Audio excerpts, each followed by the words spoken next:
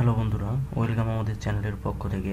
আজকে আমরা আপনাদেরকে দেখাবো যে আপনারা কিভাবে ডিউ ডেট ক্যালকুলেশন করবেন। তো ডিউ ডেট ক্যালকুলেশন মূলত আপনাদের বিভিন্ন কাজে লাগতে পারে, যেমন আপনার বিভিন্ন প্রতিষ্ঠানের যে বিলিং সিস্টেম বা যে বিদ্যুৎ বিল বলেন বা কোনো বিলিং সিস্টেম বলেন বা যে কোনো একটা কিছু ডিউ ডেট, অর্থাৎ আপনার একটা নির্দিষ্ট ডেট দেওয়ার পরে সেটা ডেটটা যদি ওভার হয়ে যায় বা সেই ডেটটা কতদিন আছে এটা যদি আপনি দেখতে চান, তাহলে তার জন্য আপনার যে ফাংশনটা ব্যবহার করতে হবে সেটা হচ্ছে, আমরা এক্সেলের ভাষায় সেটাকে বলি ডিউ ডেট ক্যালকুলেশন।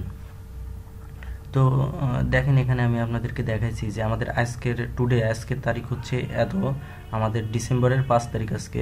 তো এই 5 তারিখ দেখেন, আর এইগুলো হচ্ছে আমার বিলিং ডিউ ডেট, অর্থাৎ একটা বিল আমার এই তারিখে আমার ডিউ হবে, অর্থাৎ আজকের তারিখ থেকে এই তারিখ যতদিন আছে আমার সেই টোটাল ডেজটা আমি এখানে দেখতে চাচ্ছি। তো এখন দেখেন যে আমাদের যদি আজকে হচ্ছে আপনার 5 তারিখ আর এটা হচ্ছে 13 তারিখ, অর্থাৎ আপনার সামনে আর 8 দিন আছে এই বিলটা পরিশোধ করার জন্য। আপনি সামনে আর 8 দিন সময় পাবেন। আর এই ডেটটা দেখেন, আজকের তারিখ হচ্ছে আপনার ডিসেম্বরের 5 তারিখ, কিন্তু এটা আমার ডেট অলরেডি ওভার হয়ে গেছে। এটা আমার ডেট ছিল নভেম্বরের 25 তারিখ পর্যন্ত, যার কারণে দেখেন এখানে -10, অর্থাৎ 10 দিন ওভার হয়ে গেছে এই বিলিং টাইমটা আমার। তো এটা আপনারা কিভাবে ক্যালকুলেশন করবেন সেটা মূলত আমরা আজকে দেখব। তো দেখেন যে আমরা এখানে আপনাদের দেখানোর জন্য একটা ডেমো শিট তৈরি করছি। তো আমি এটা আগে একটা সেটটা ক্লিয়ার কন্টেন্ট দিয়ে দেই। দেখেন আমার এখানে কিছু রুলস অ্যাপ্লাই করা আছে, আমি রুলসটা এখান থেকে ডিলিট করে দিই, ডিলিট রুল।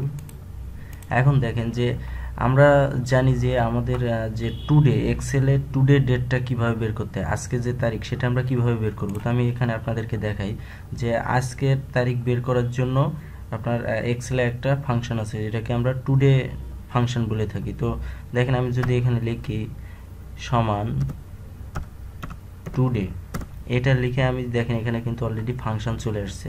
এখানে আমি ডাবল ক্লিক দিলাম, দিয়ে দেখেন একটা ব্র্যাকেট শুরু হয়েছে, আমি এখানে একটা ব্র্যাকেট ক্লোজ করলাম। এখন যদি আমি ইন্টারপ্রেস করি, দেখেন আমার আজকের যে ডেটটা সেই ডেটটা কিন্তু চলে আসছে ডিসেম্বরের 5 তারিখ 2020। আমরা সবাই জানি যে আমাদের কম্পিউটার এক্সেল শিটে আমাদের ডেটটা ঠিক ডেট ফরম্যাটটা এভাবে, প্রথমে মাস, পরে দিন, পরে বছর। তো এভাবে আসলে মূলত টুডে ডেটটা বের করতে হয়। তা আমরা যেহেতু আজকে ডেট থেকে আমরা চাচ্ছি যে আমাদের বিলিং ডিউ ডেটটা কবে হবে, অর্থাৎ আমার আর সামনে কতদিন আছে, আমি বিলটা কতদিন সময় পাবো পে করার জন্য। তো সেটা আসলে তৈরি করার জন্য আমাদের এখানে একটা ফাংশন ব্যবহার করতে হবে। তো দেখেন আমি যদি এখানে লিখি, আমি যদি সমান দেই, দেওয়ার পরে দেখেন আমরা চাচ্ছি কি আমরা এই ডেট থেকে আজকে ডেটটা বিয়োগ করব, তাইলেই তো আমরা পেয়ে যাব যে আমাদের সামনে আর কতদিন সময় আছে। তো দেখেন সেটা করার জন্য আমি সমান চিহ্ন দিলাম, দিয়ে যদি আমি এই ঘরটা সিলেক্ট করি, যেহেতু আমি এই ঘর থেকে আমাদের আজকে ডেটটা বাদ দেব, তাহলে আমি পাবো যে আমার সামনে আর কতদিন সময় আমি পাবো এই বিলটা পে করার জন্য। সেহেতু আমি সমান দিয়ে এই ঘরটা সিলেক্ট করলাম। এখন যদি আমি মাইনাস দিই, দিয়ে টুডের তারিখটা দিই, টুডের তারিখ আমরা জানি যে আমরা টুডে তারিখ বের করার জন্য আমরা কি লিখতাম, টুডে। এখন যদি আমি ব্র্যাকেট দিয়ে ক্লোজ করে ইন্টারফেস করি, দেখেন আমার এখানে কিন্তু একটা তারিখ চলে আসছে। তারিখ আসছে কারণ কি, আমাদের এখানে দেখেন যে এই নাম্বারের ঘরে আমাদের এখানে ডেট সিলেক্ট করা আছে। তো এই ডেটটা আমরা জানি যে এটা হচ্ছে একটা আপনার নাম্বারিংয়ের একটা ফাংশন। আমাদের এই সংক্রান্ত একটা ভিডিও আছে নাম্বার ফরম্যাটিং নিয়ে, আপনারা যদি না দেখে থাকেন অবশ্যই আমাদের ভিডিওটি দেখে আসবেন, তাহলে আপনারা এখানে যে অপশানগুলো আছে এইগুলো বুঝতে পারবেন। তো দেখেন এখান থেকে যদি আমি জেনারেল করে দিই, দেখেন আমার অলরেডি এখানে একটা সংখ্যা চলে আসছে যে আমার এই বিলটা পে করার জন্য আজকের পর থেকে 8 দিন সময় আছে হাতে। এই 8 দিন সময় আমি এই বিলটা পে করার জন্য পাবো।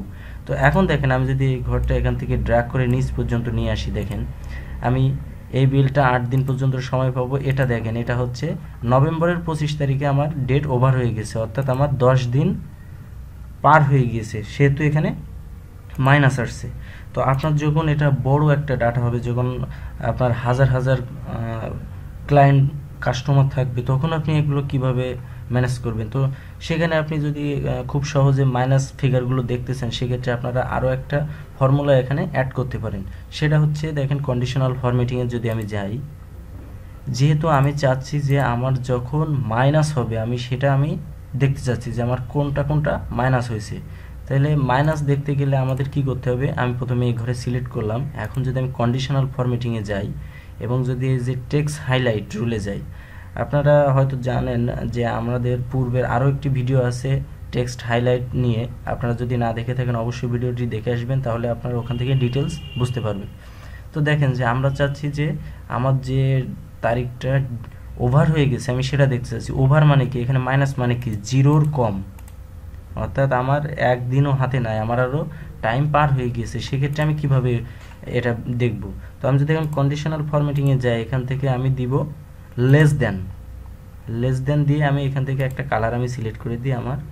আমি এই কালারটা আমি সিলেক্ট করে দিয়ে ওকে দিলাম।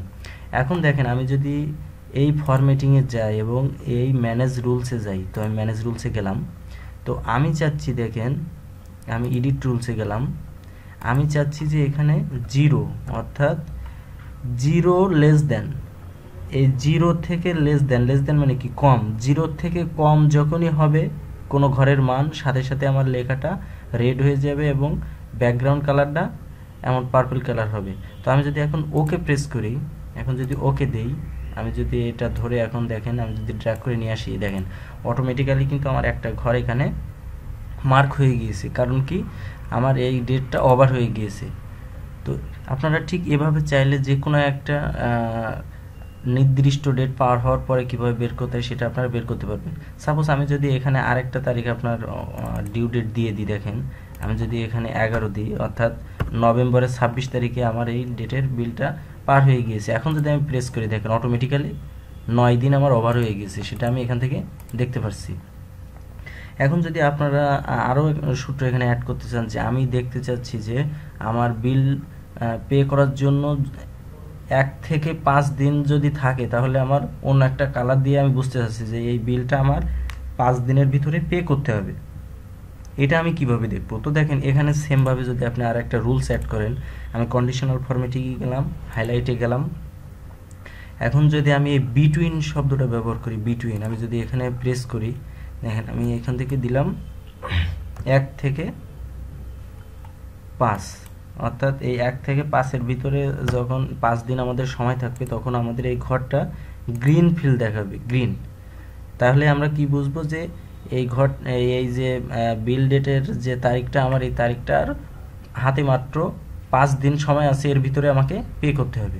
এখন যদি আমি ওকে দেই এবং যদি আমি এটা ড্র্যাগ করি, দেখেন অটোমেটিক্যালি আমার দুইটা ঘর কিন্তু দেখেন কালার হয়ে গেছে। কারণ কি, আমার সূত্র ছিল কি, আজকে তারিখ থেকে আমার সামনে 5 দিন সময় থাকবে, এটার ভিতরে যদি থাকে সাথে সাথে আমার যেন কালার হয়ে যায়। তো দেখেন এখানে আমাদের দুইটা ঘর কিন্তু কালার হয়ে গিয়েছে।